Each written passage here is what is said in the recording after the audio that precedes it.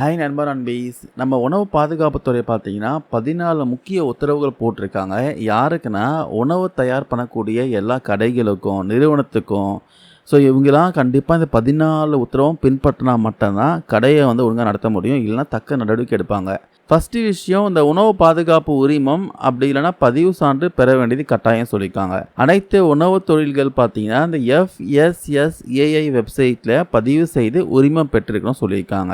Next, உணவு தயார் பண்ணக்கூடிய கடைகளை வேலை செய்கிறவங்க எல்லாருக்குமே தடுப்பூசி கட்டாயம் சொல்லியிருக்காங்க. முக்கியமான தைராய்டு, மஞ்சள் காமாலை போன்ற நோய்களுக்கு தடுப்பூசி செலுத்தி மருத்துவ சான்றிதழ் வைத்திருக்க வேண்டும் சொல்லியிருக்காங்க. அதுக்கப்புறம் கடைகளில் பயன்படுத்தும் குடிநீர் தரம் பார்த்தீங்கன்னா பகுப்பாய்வு செய்யப்பட்டு அதன் சான்றிதழ்களை வைத்திருக்க வேண்டும் சொல்லியிருக்காங்க. அதுக்கப்புறம் உணவுகளாம் திறந்து வைக்கக்கூடாது சொல்கிறாங்க. பாதுகாப்பான முறையில் காட்சிக்கு வைக்கப்பட வேண்டும்.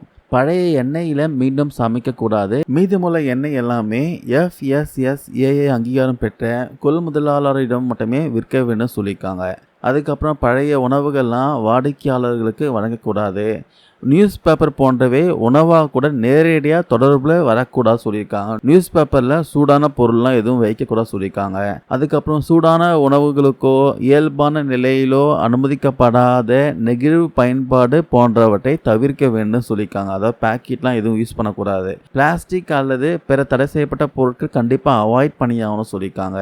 லேபிள் விவரங்கள் இல்லாத எண்ணெய்களை லூஸ் சேல்ஸாக விற்பனை செய்யக்கூடாது சொல்கிறாங்க. அதுக்கப்புறம் உணவை கையாளுபவர்கள் எல்லாருமே சுகாதார நடவடிக்கையை கண்டிப்பாக கடைபிடிக்கணும்னு சொல்லியிருக்காங்க. அதுக்கப்புறம் விற்பனை செய்யக்கூடிய உணவகத்தில் FSSAI உரிமை என்ன ஆகட்டும், அதுக்கப்புறம் அதனுடைய விபரம் எல்லாத்தையுமே கண்டிப்பாக இருக்கணும்னு சொல்லியிருக்காங்க. அதுக்கப்புறம் அயோடின் இல்லாத உப்புக்கள் எல்லாமே உணவகத்தில் பயன்படுத்தக்கூடாது. அதுக்கப்புறம் சிக்கன் 65, பஜ்ஜி, கோபி 65 போன்ற உணவகங்களில் கண்டிப்பாக செயற்கை நிறமைகள் சேர்க்கக்கூடாது.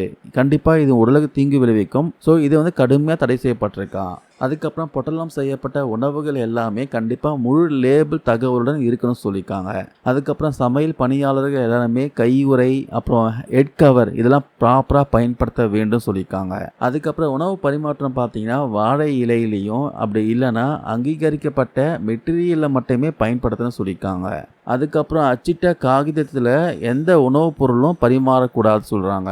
அதுக்கப்புறம் விற்பனையாகாத உணவுப் பொருட்கள்லாம் கண்டிப்பாக அப்புறப்படுத்த வேணும்னு சொல்கிறாங்க. ரொம்ப நாள் பொருட்கள்லாம் வச்சிருக்கக்கூடாது. எக்ஸ்பைரி டேட் ஆன பொருள்லாம் கண்டிப்பாக வச்சிருக்கக்கூடாது சொல்லியிருக்காங்க. அதுக்கப்புறம் உணவு எண்ணெய்கள்லாம் ஒரே முறை மட்டுமே சமைக்க வேண்டும். திருப்பி அதை ரீயூஸ் பண்ணக்கூடாது சொல்கிறாங்க. அதுக்கப்புறம் ஈக்கள், பூச்சிகள் இல்லாமல் கண்ணாடி பொட்டைகளை உணவுகள் பாதுகாப்பாக வைக்கணும்னு சொல்லியிருக்காங்க.